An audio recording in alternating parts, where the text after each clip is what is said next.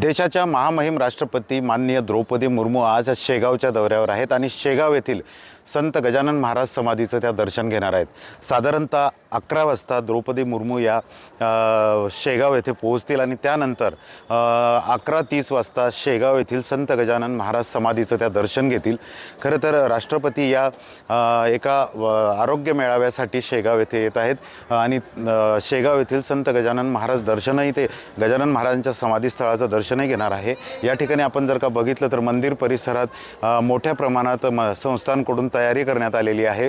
आपण जर का बघितलं तर या मंदिर परिसरात अत्यंत स्वच्छता, शांतता, शिस्त ही नेहमी पाळल्या जाते। आजही आपण जर बघितलं तर मोठ्या प्रमाणात या ठिकाणी संस्कृतमध्ये माननीय राष्ट्रपतींचं स्वागत करण्यासाठी या ठिकाणी फलक लावण्यात आलेला आहे। अस्य पुण्यभूमे दर्शनाय आगताय भारत राष्ट्रमान्य राष्ट्रपती महोदया हार्दिक स्वागतम असा संस्कृतमध्ये या ठिकाणी स्वागत फलक लावलेला आहे आणि मंदिर परिसरात मोठ्या प्रमाणात जय्यत तयारी करण्यात आलेली आहे।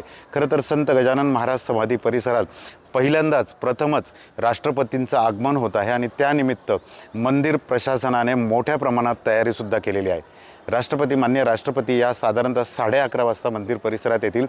संत गजानन महाराज समाधीचं ते दर्शन घेतील आणि नंतर या ठिकाणून ते एका आरोग्य मेळाव्यासाठी दाखल होतील। कॅमेरामॅन शांतारामसह doctor Sanjay Mahajan, ABP Majha, Shegaon, Buldhana. ABP माझा, उघडा डोळे बघा नीट।